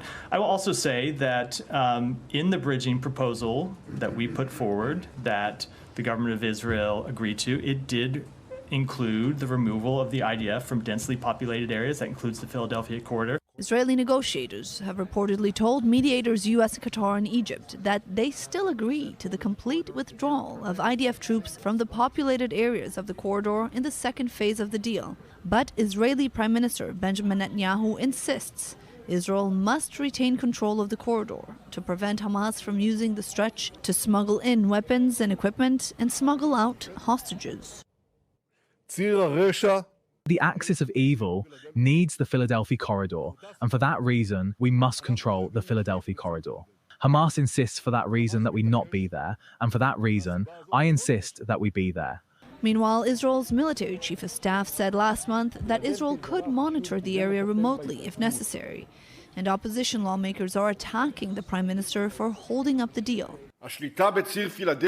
Controlling the Philadelphia corridor is important and is an important operational challenge against the smuggling and strengthening of Hamas. But Netanyahu knows that observation towers alone are a duck range for our fighters and cannot stop tunnels. Netanyahu knows that there is a plan promoted by the security establishment to block the tunnels underground, which is the real solution to the corridor, including Israeli involvement. But Netanyahu does not promote it in a security and political manner and does not meet with Egyptian President Sisi. Netanyahu is not creating a solution for the Rafah crossing. Egypt's foreign ministry denied Netanyahu's allegations that it allows arms smuggling through the corridor to Gaza. And both the United Arab Emirates and Saudi Arabia denounced Netanyahu's statements and stressed solidarity with Egypt. Netanyahu's comments have frustrated allies, mediators, and parts of the Israeli population, with thousands demonstrating night after night, calling for a ceasefire for hostages deal now. But the prime minister insists that this is necessary for Israel's security. Meanwhile, a new study shows less than a quarter of the Israeli population believes a deal will happen anytime soon. And joining us in studio, Ambassador Avi Pazner, the former Israeli ambassador to France and Italy, former world chairman of Keren HaYesod, our senior correspondent Bianca Zanini, and our correspondent Zach Anders. Avi, unusual for the Prime Minister to give this kind of briefing in English. You do get the sense he's responding, for example, to those comments from the White House, for example, that we heard just now from John Kirby. The U.S. is opposing Israel remaining in the Gaza Strip, even in the Philadelphia corridor, even quibbling with Netanyahu on what he agreed to. So I want to get your reaction to his decision to speak to the wider world this evening in English on these positions. Yeah, absolutely. I mean, we will not be able to avoid a diplomatic confrontation now on this subject with the United States. After what Kirby said, Netanyahu went out in English and said, we are not going to leave the Philadelphia Acts. This is a clear statement, and it is clear that it is coming 2 or 3 days before the Americans are going to present what they call their last proposal to bridge the gap, to make sure that they know that the position of Israel is not to leave the Philadelphia Acts. Now, this makes it very difficult politically now for Netanyahu. Until last week, it was subject to discussion. Okay, we don't want to leave, but the fact that publicly, first in Hebrew, now in English, and there's nobody like Netanyahu able to explain a case, and I must say, Philadelphia is a case. The question, is it wise now to elevate this case to the make and break of a deal? And this is the big question lingering after this press conference in English of Netanyahu. Will a deal still be possible when Israel insists on standing on the Philadelphia? Right, and it is a debate, and we should note, Bianca, Prime Minister Netanyahu said overwhelmingly the people of Israel are united on these positions, but polls show that that is not the case, as do just the eye test of the demonstrations. Of course, the Prime Minister has his support, and Syria major support, maybe divided support among Jewish Israelis, but certainly there is no unity on this position. No, I do think it's very clear that public consensus right now, public opinion seems to be that we need the hostages home right now, but there are voices, perhaps more silent, in the Israeli society that are saying the only way forward is to continue, and we have to finish this war. We have to reach that original goal of dismantling Hamas's governing capabilities. And maybe that sounds heartless, but we can't pay any price just to get those 101 hostages back home. We have to think of the country's safety first. And of course, that is Netanyahu's base. Those are the ones that he's talking to. But I want to add to something that Avi here said about the Philadelphia corridor. There seems to be a clear consensus that it is important for Israel. It is essential in many ways. But there is not a consensus on how important it is and how to actually keep it secure, right? Are troops on the ground really the best way to ensure that underground tunnels and underground smuggling is stopped? Is this the solution, or are there other ways? Are there other ways to prevent this? And different voices in the security establishment are saying different things. And of course, that leads to the next question, which is this about the Philadelphia corridor, really? Or, I mean, is it about will Israel leave the Philadelphia corridor, or is it about will Israel leave Gaza? Well, yes. And what is left after Gaza? I mean, the Israeli government should have been planning for an alternative solution to Gaza post-war since the beginning, since the moment they said we're going to get Hamas out of here. That's our goal. So what comes after? And that has not happened. And we're nearing 1 year of a war, and still it's unclear what's going to happen after. So of course it makes sense that the Prime Minister is prolonging something because we don't know what comes after. Right, the day after, which we're still waiting for. And of course, it should be noted that even if Israeli troops were there, they would need the cooperation of the Egyptians to prevent smuggling. And we're hearing voices not for Egypt, but from other countries in the region criticizing Netanyahu over the speech he made the other day. And I'm sure those voices are going to respond to this speech in English, Zach. Absolutely. And, you know, I'm still listening to the question answers that he's getting from the international media. It's getting a bit heated right now. what he's making a pitch that the option to leave during first phase, second phase, doesn't matter. If we leave the Philadelphia corridor at any point, he's making a pitch right now that we won't return. We won't be able to return, that the international pressure, that's a window or a door that closes permanently, and we won't be able to go back. And that's what we're hearing from him right now, which is, I guess, an interesting selling point right now, because at the same time that he's making this argument, he also just mentioned, while he was responding to a direct question from the CNN reporter who was reading off a question that was written by the wife of one of the hostages that is held, a direct question from this wife, he said, we could get some of these hostages back, a handful back, in exchange for the agreeing to leave the Philadelphia, but we would be condemning the rest of the hostages to death in that scenario, in that case. Right, and this is the question that some have raised, that if Israel pulls out, and the Prime Minister has said this, it will lose its opportunity to pressure Hamas on the other hostages. On the other hand, there are those, and there are those in the security establishment, Avi, who say Israel can go back to Gaza. It's gone back to Gaza now at a cost, but it can go back, and it can go back to the Philadelphia. And under Prime Minister Netanyahu, we have seen repeated military operations of Gaza that did include, to some degree, incursions, sometimes even into territory. Yeah, the Prime Minister has already said it's not only a military issue, it is mainly a political and diplomatic issue, a strategical issue. And I think he has chosen, from his point of view, from a good case to which many Israelis agree. Even before the controversy over Philadelphia, there was a poll conducted by Channel 11 who said that 49% of Israelis prefer to stay on Philadelphia, even at the cost of a deal on the hostages. That was before Bibi spoke openly. There is here a concept which some, or I don't want to say a majority of Israelis, but a big chunk of Israeli society accept. And it will be very difficult now that the Prime Minister went so public about it. It will be very difficult to compromise. How can you compromise after you said in all the languages possible that you are never going to leave Philadelphia? And it is right. The question might not be the control of Philadelphia Acts, but the control of the whole Gaza Strip. And there were talks today, rumors today, that the Prime Minister was considering establishing a military administration in the Gaza Strip to distribute aid. Meaning almost a permanent Israeli presence in the Gaza Strip. Right.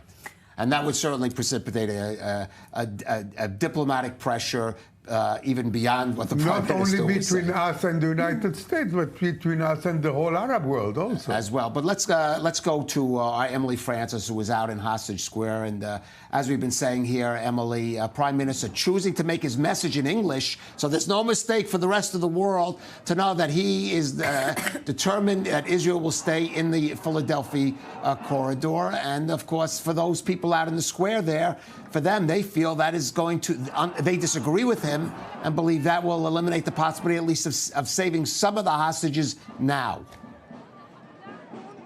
Yes, indeed. Excuse me. Sorry. So, yes, listen, first of all, everybody's out here protesting. Not everybody, you could barely hear, so nobody really has taken in all of the speech. Obviously, we know that the Hostage Family Forum did respond, basically saying that it was not real compassion toward the hostages that couldn't be saved. Many calling for the Prime Minister to remove his solidarity pin. So, anything from the standpoint of all the people here that have been here day in and day out protesting, it doesn't matter. They feel that the hostages need to come home, that if need be, going into Gaza needs to happen, fine, but is it worth the cost of literally breaking the heart of the majority of this country? I mean, literally, I'm exhausted. I'm exhausted being here 3 nights in a row, and these crowds are here every single night marching, and I think this is a great expression of democracy and trying to save what democracy there is here. So, what do? It's a very, very complicated situation, clearly, that has taken over this country and the world right now. All right, Emily Francis there in Hostage Square. Now, even as the U.S. is pressuring Israel to come to a deal with Hamas to free some of the hostages, the United States Justice Department announced overnight criminal charges against Hamas leader Yahya Sinwar and other senior leaders in the terror group in connection with the October 7th rampage in Israel.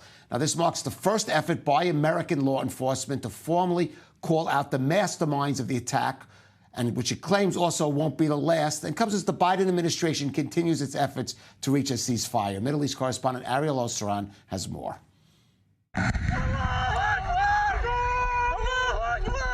Nearly 11 months after the October 7th attacks, the U.S. Justice Department announced criminal charges against Hamas's top leaders. Today, the Justice Department unsealed charges against Yahya Sinwar and other senior leaders of Hamas for financing and directing a decades-long campaign to murder American citizens and endanger the security of the United States. The 7-count criminal complaint filed in a New York City federal court back in February names 6 defendants: Hamas leader Sinwar, senior officials Khaled Mashal and Ali Barakeh, as well as 3 who are believed to be dead: Ismail Haniya, Mohammed Def, and Marwan Issa.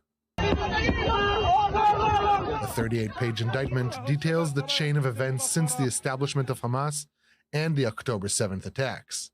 It included charges of terrorism and conspiracy to murder U.S. nationals, marking the first legal effort by the U.S. to hold Hamas leaders accountable, despite being mostly symbolic. It also accuses Iran and Lebanon's Hezbollah of providing financial support and weapons to Hamas. The charges unsealed today are just one part of our effort to target every aspect of Hamas's operations.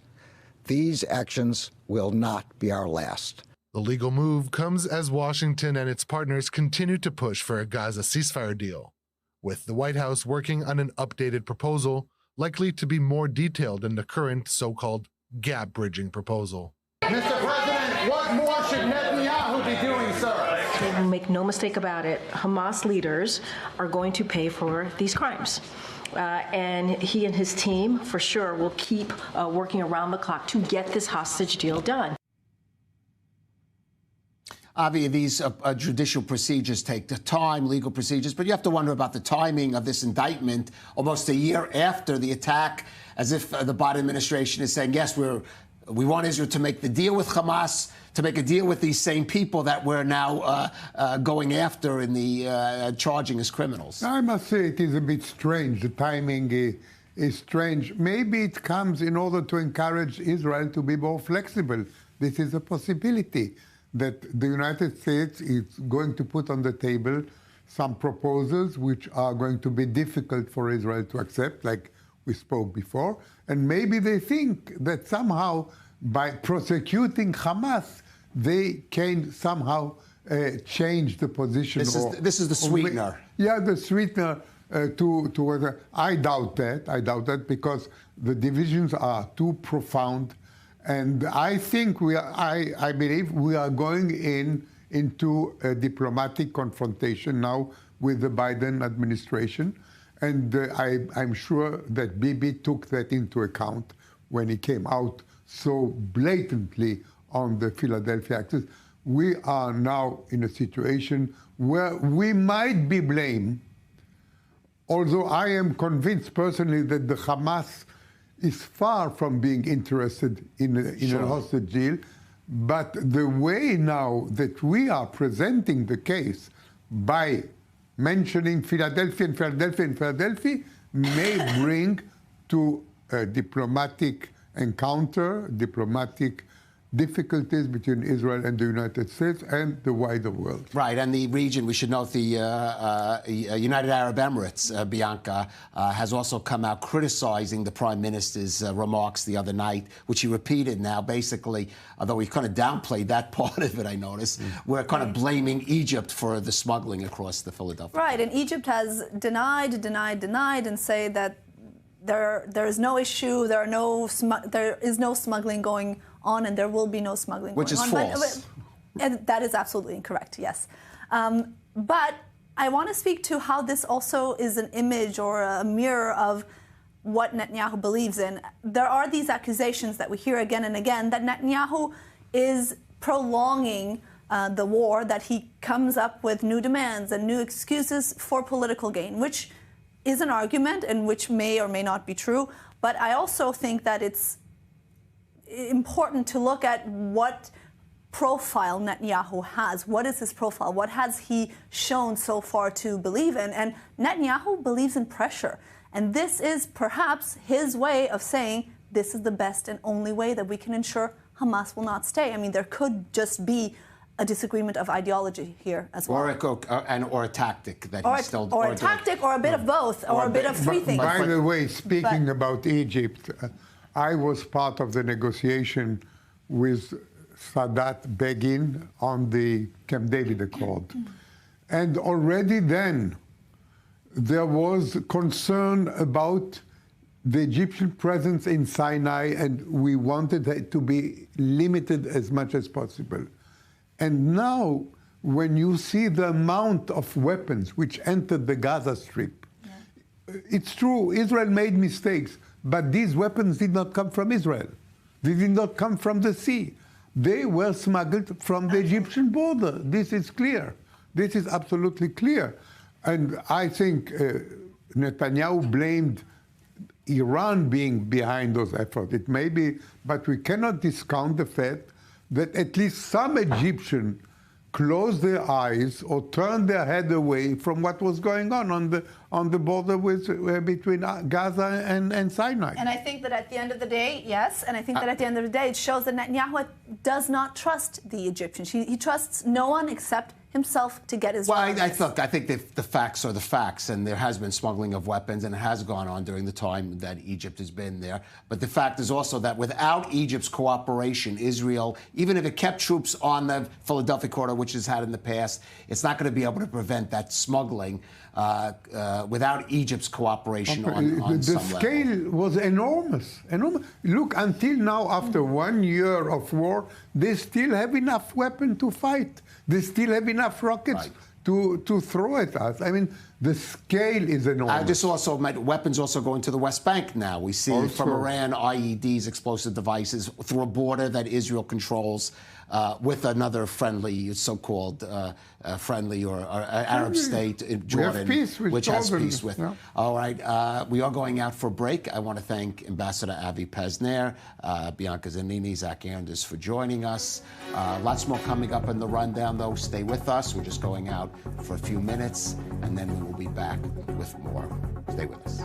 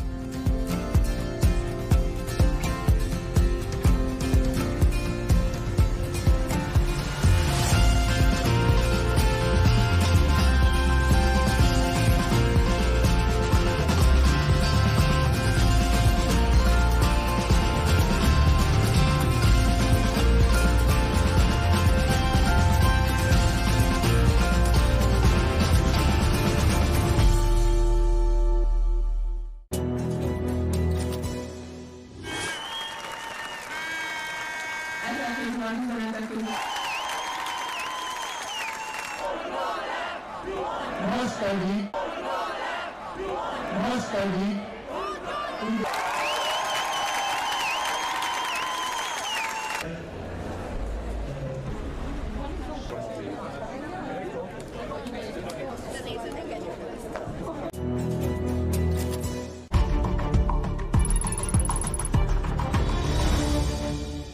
This broadcast is brought to you by Israel Bonds, the most direct and impactful way to support Israel. Invest now at israelbonds.com.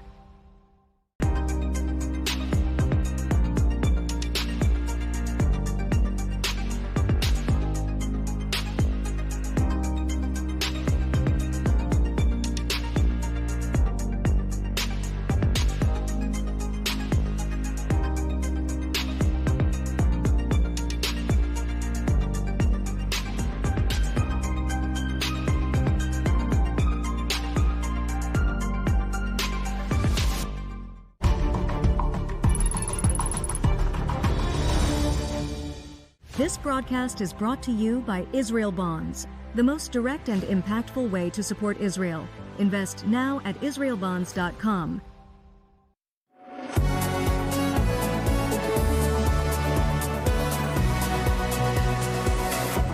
Welcome back to the Rundown on I-24 News. Let's turn now to Israel's north, where Hezbollah stepped up its attacks somewhat today, firing some 65 rockets at the Upper Galilee, including at the city of Kiryat Shmona. Meanwhile, Israeli Air Force jets targeting Hezbollah rocket launches at points across southern Lebanon. Let's go to our correspondent in northern Israel near the Lebanon border, Robert Swift. And Robert, we're seeing some sirens there in the north just in the past half hour. That's right. It's been a fairly kinetic day today. The most recent barrage was about 25-30 minutes ago. Two barrages about a minute apart from each other had us running into the shelters. From what we could hear, there was several interceptions during this barrage. There is some reports coming in now that two villages neighbouring Kiryat Shmona, the area which was under bombardment, two villages are experiencing some power cuts. Hezbollah, it's understood, have claimed responsibility for this attack, which was not the only barrage today. There was a large barrage about noon earlier today. The incident which you referred to, 65 rockets being fired in two barrages spaced 10 minutes apart. Those two incidents are the largest to have taken place today, but they're not the only incidents. There was around about four other similar security-related incidents at other points along the border also today. All right, Robert Swift there in, as you say, a kinetic day, unfortunately, a nice euphemism, in northern Israel. Robert, thank you for that, and please take cover when there's air raid sirens. Now it is back to school week in many countries across the world, including the U.S., and that's also brought back the pro-Palestinian, anti-Israel, and in some cases anti-Semitic campus protests. Now, yesterday, the demonstrators were out blocking access to New York's Columbia University. Two protesters arrested at that demo. This after the Ivy League school released a report just last week detailing an atmosphere of incitement and harassment against Jewish students on campus. Now, groups such as the Students for Justice in Palestine, which is officially banned at several schools, pledged to keep up and intensify even their activities in the coming school year. Joining us now in studio is Jonathan Greenblatt, CEO and National Director of the Anti-Defamation League. Jonathan, thanks for joining us. Thank you for having me. Usually back to school week is a week one looks forward to, the start of the new school year. Unfortunately, at the universities this week, it brings the question of how bad are those protests going to be and what should be done to counter it, including on behalf, of course, of the ADL, which is very active in this issue. Yeah, look, the ADL is the oldest anti-hate organization in America, and we are focused fully on trying to put a stop to the madness on these campuses. I'll be really honest, Caleb, we haven't seen anything like it before. It feels as if they have ramped up dramatically since where we were just last spring at the end of campuses. And we know that part of the reason is because they've been planning all summer. They had summer intifada camps. They had sessions where they were training about how they would respond, and it's played out in horrific ways. So think about this. While we are still grieving the 6 hostages whose bodies were recovered on Saturday night, the response of the anti-Israel crowd are these rallies where they literally imitate putting blood on these statues. They wear the paraphernalia and wave the flags of Hamas and PFLP and Hezbollah. These are outright support for terror groups. And let's be crystal clear for your audience. This is not pro-ceasefire. This is not pro-peace. This is anti-Israel and it's anti-Semitic. And I'll just make one last point. You can't claim that these are nonviolent protests when they use language that incites violence. You can't claim that you're the side of peace when you use rhetoric that calls for war. I mean, literally, it's stunning, and that's why we need to act to stop it. Now, we see some universities taking action. NYU, my alma mater, by the way, New York University, just now passing a new student code of behavior, which forbids discrimination, not against Jews, but specifically against Zionists, people that define themselves as Zionists. We see in California, the state universities there, passing new regulations against masking students. But what do you think? What would you like to see? What would the ADL like to see done by administrators, and maybe even if we have to talk about the governmental federal level in the U.S.? I'll tell you what we want to see happen, Caleb. So number one, let's give credit to President Mills from NYU. She was the first to introduce a code of conduct that recognized that Zionist is a euphemism for Jews. It simply is. Anti-Zionism is anti-Semitism. These people don't discriminate when they are, again, casting aspersions or vandalizing or harassing or actually committing acts of violence against Jewish people. They don't say, do you support Bibi Netanyahu? Would you vote for Likud? We are all Zionists in their eyes. So let me tell you what needs to happen. Number one, we want to see, simply put, the authorities enforce their codes of conduct and law enforcement enforce the law. Providing material support to a terror organization in the United States is a violation of the criminal code. The people who do so should be arrested. And these campus college presidents, they need to simply make sure that their Jewish students are safe as they would for any other group of people. Hopefully NYU will enforce their rules. That's number one. Number two, we want to see that the Title VI laws enforced. So you can't discriminate against people in the United States if you get federal funds based on your religion or your ethnicity. So these efforts to discriminate against Jews or Israelis are violating Title VI.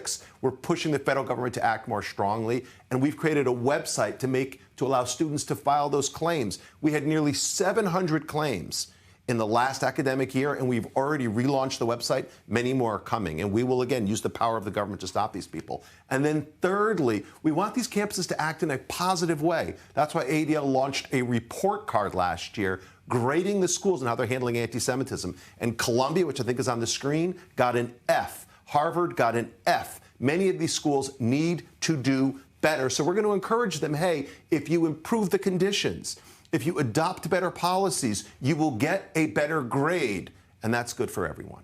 All right.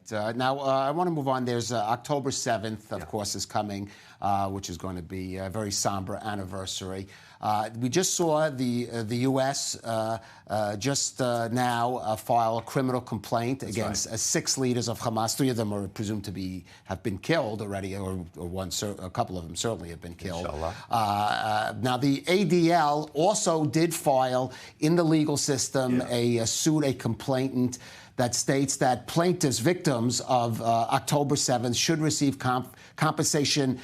We're not talking about Hamas now, but from nation states, Iran, Syria, and North Korea, interestingly. Talk to us about that. What is ADL, what does it expect from that suit realistically, and what was the point of targeting beyond, even beyond Iran in this case, some of these countries? Look, we are seeing Holocaust denialism of the 21st century because people are saying that 10/7 didn't happen, or that the crimes were invented, or again that Hamas had no role and its patrons had no role. We know it's wrong. So we filed in federal court in June a case against state sponsors of terror.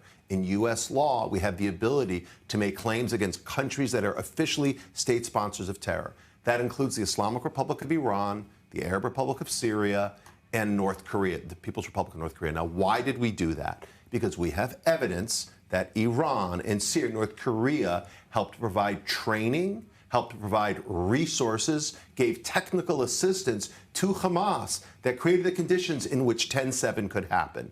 And we will hold them responsible. Now, the U.S. government has frozen funds of the Islamic Republic of Iran and these other governments. We have access to these dollars. So we are suing on behalf of 130 victims of 10/7. Either they were killed and we're representing their families, they were wounded, or they were taken hostage.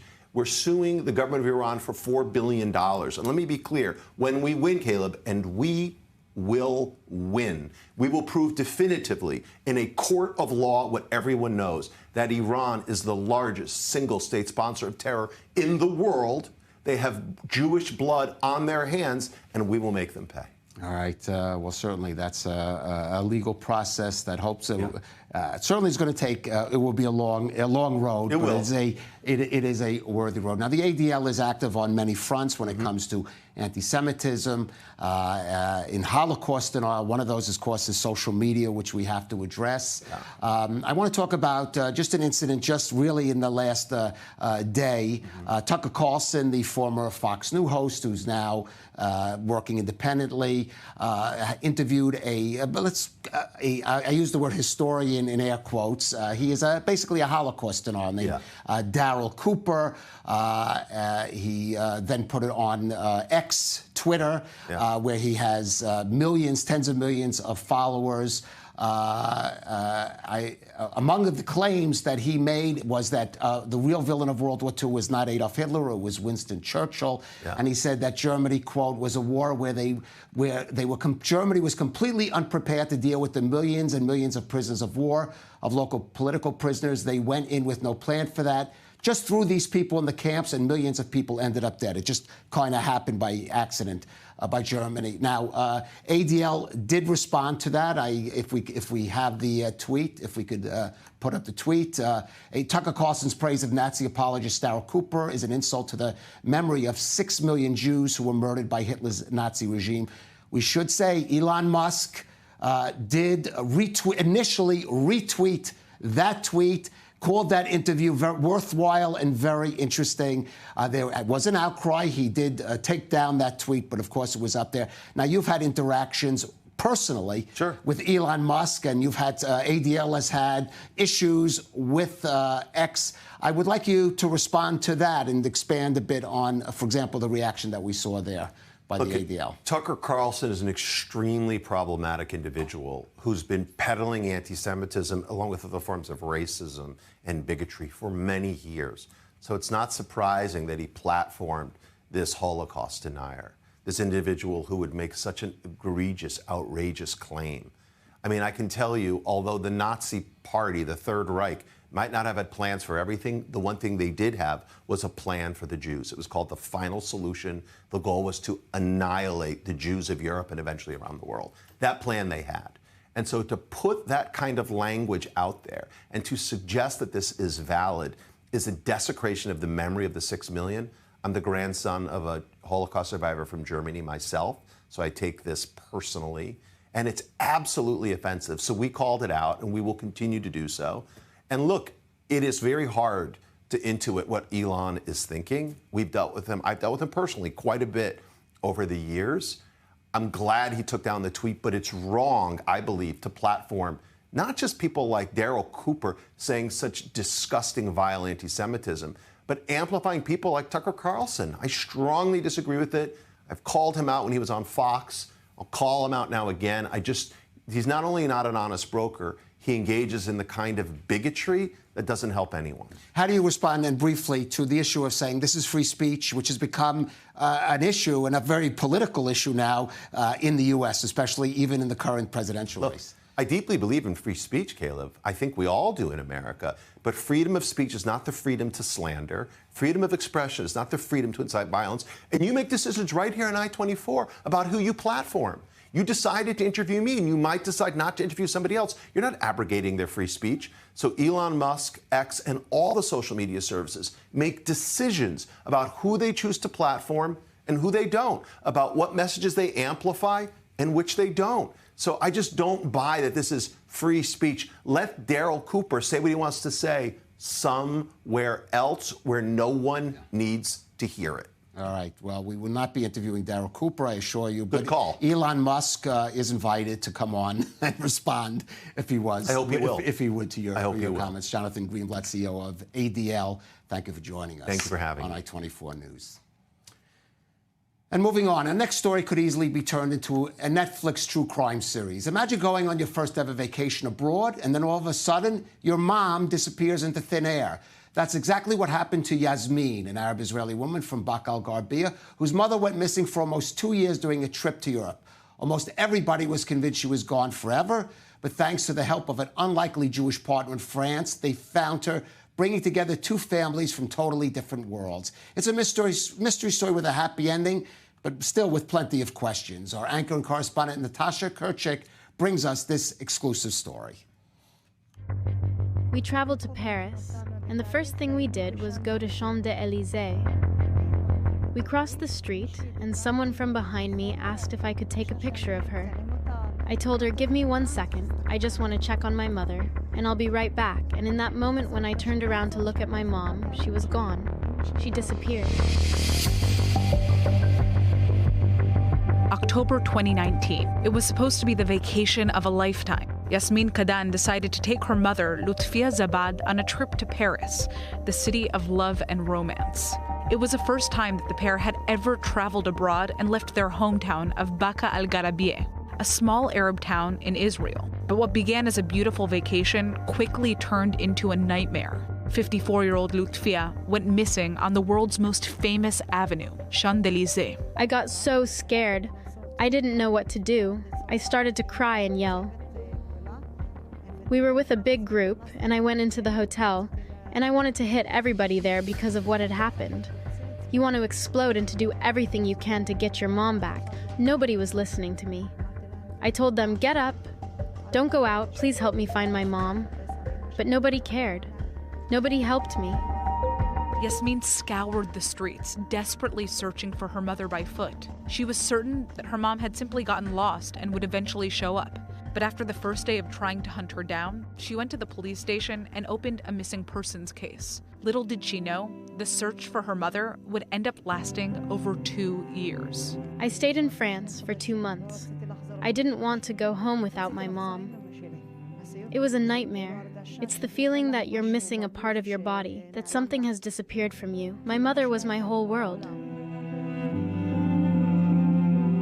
After 3 months, Yasmin had no choice but to go back home to Israel because her visa had run out. But from there, she kept up relentless pressure on the Israeli government to try and help find her mother, and she continued to try and mobilize Israelis living in Paris to continue the search. Then, one day in November, she received a message on Facebook that would change her life. A French-Israeli woman named Smadar Bustan had seen one of her posts begging for help, and she decided to reach out.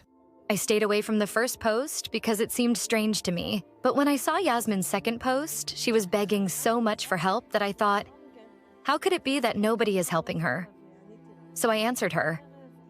That same evening, she called me on Facebook Messenger and began to tell me what had happened. And about an hour after that, I put up a post on a Facebook forum with 500,000 people living in Paris. And some woman immediately responded to me in a very surprising way. She said, "I saw her 2 weeks ago. It was already 12:30 a.m., but Yasmin began to beg me. Please, Hasmadar, go and see if she is there." We didn't even know each other, but I got into my car and I arrived at a very bougie plaza. There were coffee shops and everything was surprisingly open. She wasn't there anymore. People told me that Lutfia had recently left, but that she had been there for about 3 weeks. That's how everything began. This was how I connected to Yasmin, and I started to help her. Smadar gave me so much strength. I told her just once, "My mom is still alive, and she will come home." And in response, she told me, "I will help you until the end." Over the course of the next 2 years, Smadar and Yasmin worked side by side to find Lutfia, even though they were thousands of miles apart. Smadar would reach out to local French rescue organizations and police on behalf of Yasmin to see if anybody had seen Lutfia. Everything you can imagine went through our heads. That she had been kidnapped, that she had run away from the family. We received so many shocking reports of sightings. Despite all of the challenges along the way, there were sightings of Lutfia that gave Yasmin and Smadar hope, but also caused despair at the same time, especially because Lutfia suffers from mental health issues. At one point in the beginning of the search, she showed up to the hospital in Paris with an ambulance, injured in her head. She was very tired. They admitted her, and they took her passport, and from that moment, she became an anonymous person. And the second that an anonymous person is thrown back onto the street without an ID, that's it. It's basically a lost cause. It appears the hospital staff didn't properly report her in the system, and you see her in security camera footage leaving the hospital in a pink outfit with her bag. She had no money, she had no ID, You see her standing outside looking at the Eiffel Tower and trying to decide which way to go, and that's it. Then in 2021, Yasmin and Smadar received terrible news. After a year and a half of searching for Lutfia, the French police decided to close her case. To make matters worse, local humanitarian organizations began to make it clear that they believed Lutfia had purposely decided to disappear. One of the central issues we were dealing with is that there is a law in France that says that if a person wants to disappear, it is their right to do so. And all of the search and rescue organizations will protect that person. That means that even if they find them, it is against the law for them to reach out to the police or the family to let them know that they were found. But no matter what anybody said, Yasmin could not shake the feeling that her mother was still trying to make her way home. I always felt that my mother was alive. I never gave up. So many people told me my mom was dead. Sometimes they even blamed me. In March of 2022, after 2.5 years of searching, Lutfia finally showed up. She simply asked for help one day. She gave her full name to an organization made up of social workers who help emergency medical services deal with people living on the street. She said, "My name is Lutfia. I want to return home." They reached out to Yasmin. All of a sudden, I get a call. They told me someone is going to call you from Paris. I asked them, "Did something happen to my mom? Did you find her?"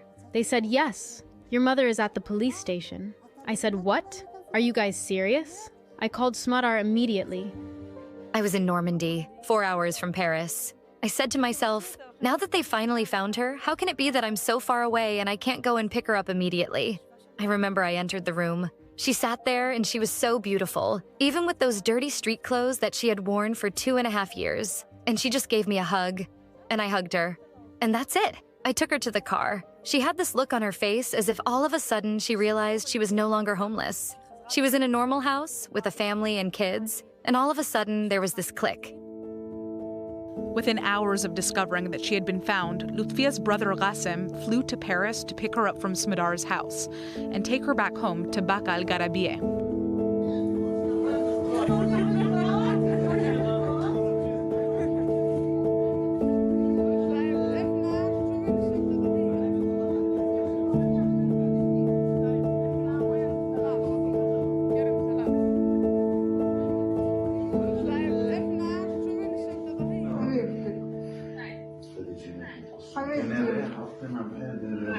حبيبتي يما يلا روح ارتاحي يما حبيبة كلسي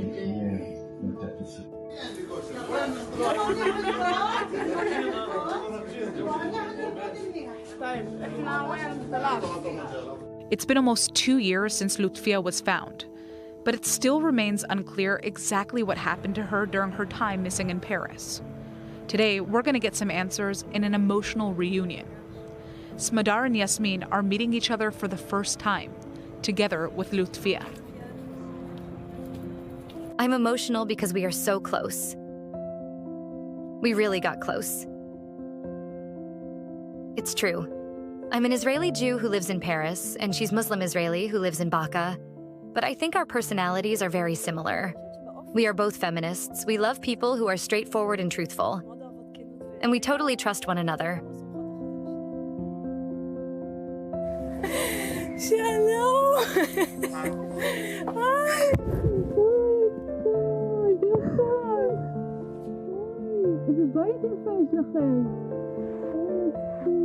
אני נראית מצוין, זה יפה.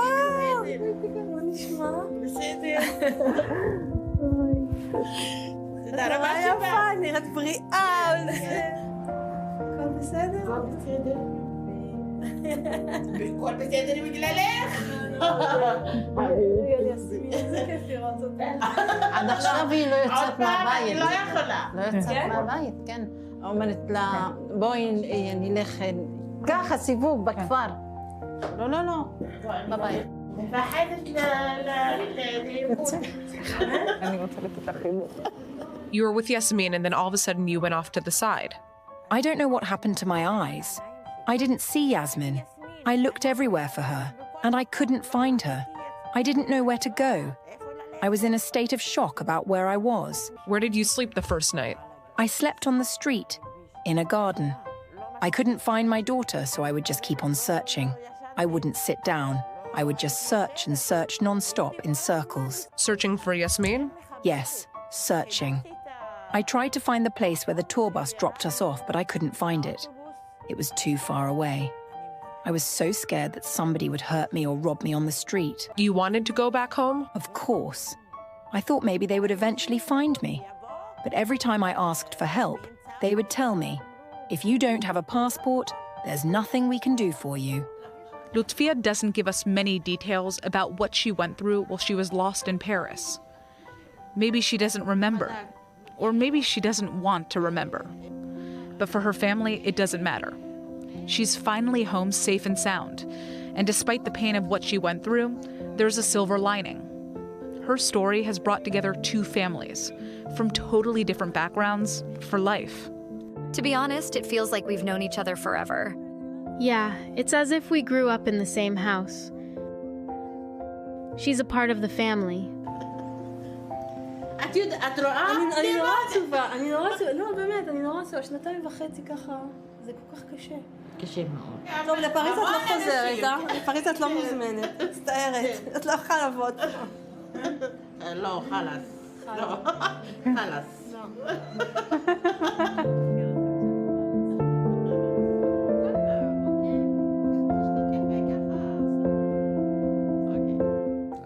That is quite a story, and some interesting questions still about that one. That ends our program for this evening. Of course, you can still follow us, I24 News, on our website or our Facebook and all our social media pages. We will be back tomorrow with a whole nother program. I will end the program saying, when I get the chance, let us see the hostages, all the hostages come back safe and sound in any way possible, as soon as possible. And also, if you get the chance, catch the rundown.